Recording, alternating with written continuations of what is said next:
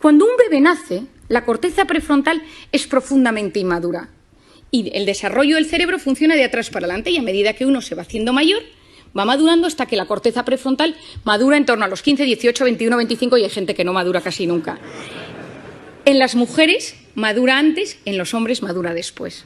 Si la corteza prefrontal se activa en un bebé de 3 maneras. Es decir, ¿cómo activas la atención de un bebé?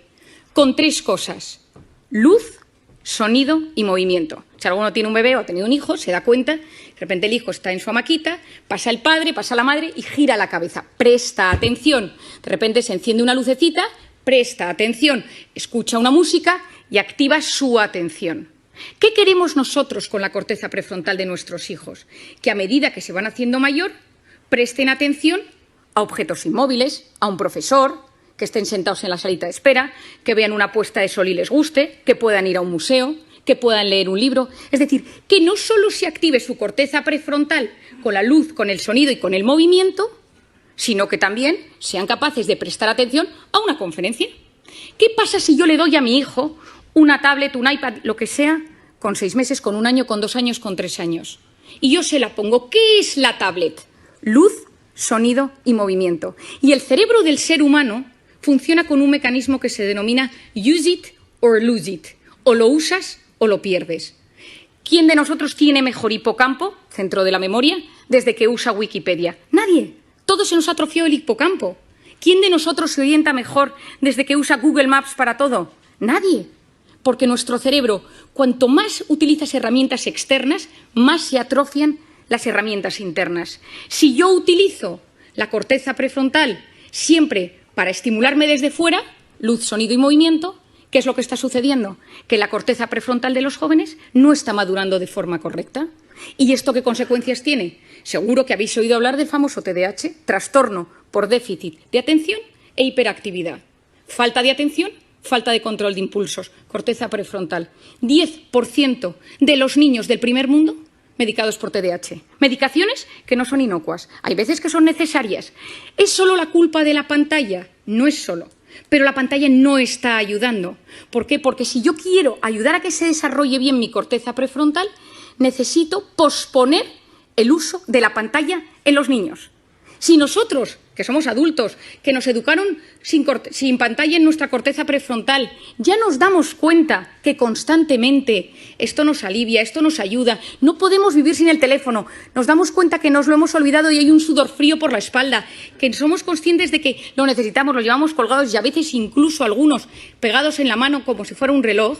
Imaginemos en niños que tienen su corteza prefrontal en plena fase de maduración. Y necesitamos niños con criterio, necesitamos chicos que sean capaces de saber discernir el bien del mal, de buscar la información.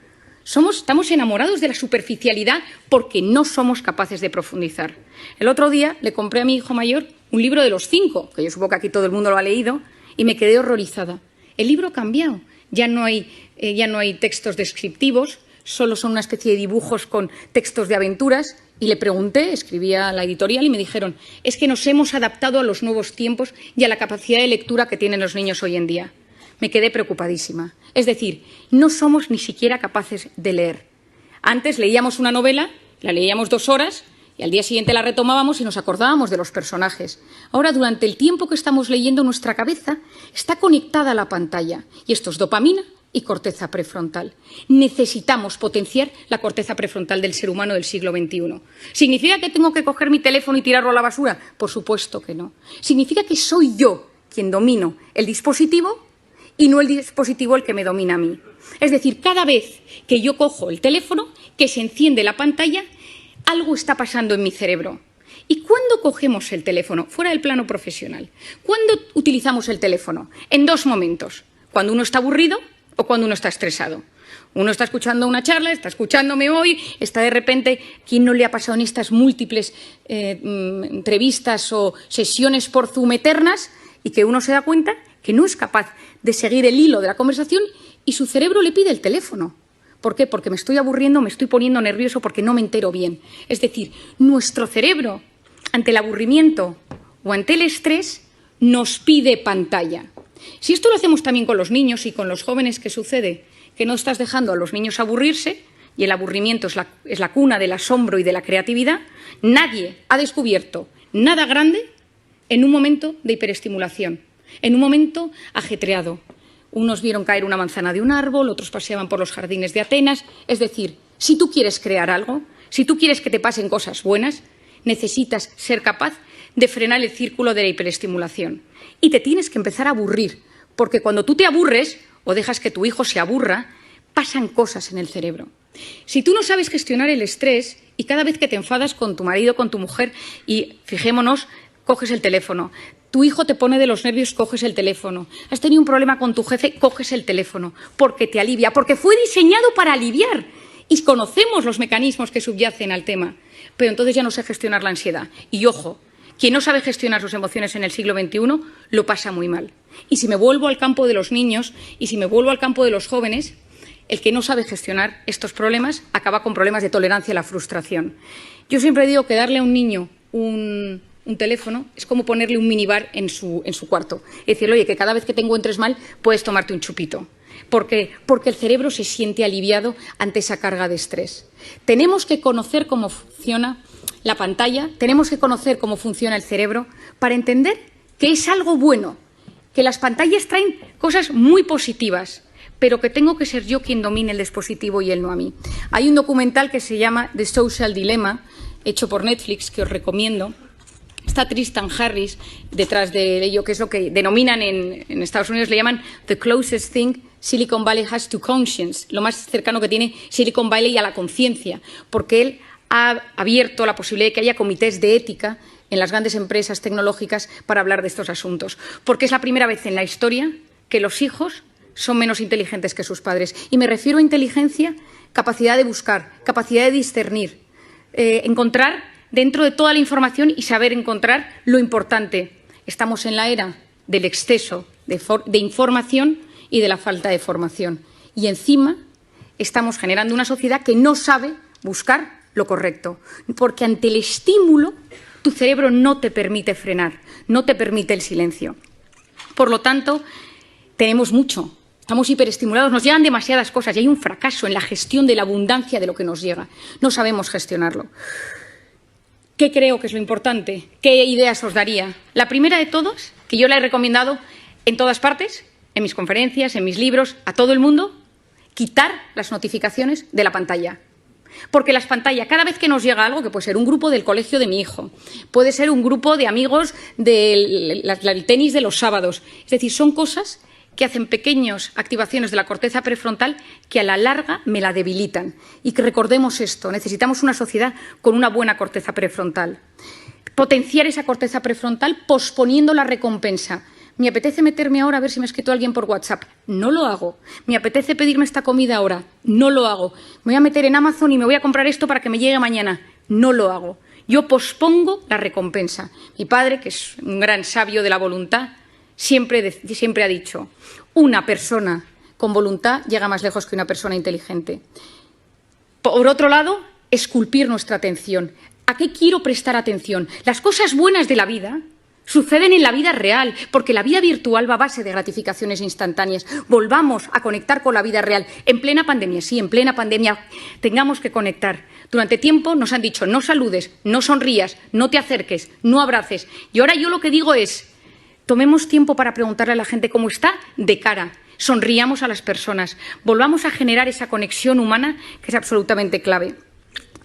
Y no quiero terminar sin hablaros de una cosa que para mí, y a pesar de que sé que es un ámbito que os va a sorprender, es fundamental. Os he contado que yo llevo varios años investigando el cortisol y siempre investigo las hormonas y la dopamina, la del placer, la serotonina, la felicidad, la oxitocina, la hormona del parto y de la lactancia. Y hace 2 años me sucedió una anécdota. Acababa de nacer mi tercer hijo, yo tengo 4 niños, y acababa de nacer mi tercer hijo y yo estaba en plena lactancia y estaba de baja maternal. Y me llamaron del hospital y me dijeron que estaban presentando un nuevo fármaco en Madrid y me acerqué con mi coche, yo tengo un Golf muy viejo que tiene muchos años, que está medio rayado, al centro de Madrid. Me puse mona, me subí a mi tacón y me acerqué, esto ahora os explico por qué os doy este dato, y entonces yo iba en el coche y dejé el coche aparcado en la planta -3 de un parking infernal en el centro de Madrid. Subí al hotel, estuve en la presentación, pero ya me tocaba volver a dar de comer al pequeño y volví al parking. Y cuando iba andando por el parking, veo que un tipo con mala pinta me sigue. Y entonces empiezo a ver que me sigue, empiezo a andar y digo, ay, que me está subiendo el cortisol. Soy muy consciente de mis cosas y empecé a notar que me angustiaba y que empezaba a no poder respirar y de repente, al lado de mi coche rojo, viejo, rayado, había un cochazo y entonces me dijo, dame las llaves. Y le dije, no, que mi coche es el rojo viejo, que este no es mi coche. Y entonces, en vez de darle las llaves, el móvil, la cartera, todo, me subí al coche, bajé el pestillo y arranqué. No podía respirar, me dio un ataque de pánico y encima era plenamente consciente. Taquipnea, taquicardia, no puedo pensar, corteza prefrontal, se me duerme la mano. Y me conocía todos los síntomas, pero no era capaz de relajarme. Arranqué, salí corriendo del parking y cuando subía por la Castellana, llamé a mi marido casi sin poder hablar, me han atracado por la calle, y no qué, y entonces, y tal, y mi marido, ¿pero te han secuestrado? No, me dio encima que se agobia, ¿no? Y yo, no, voy a casa.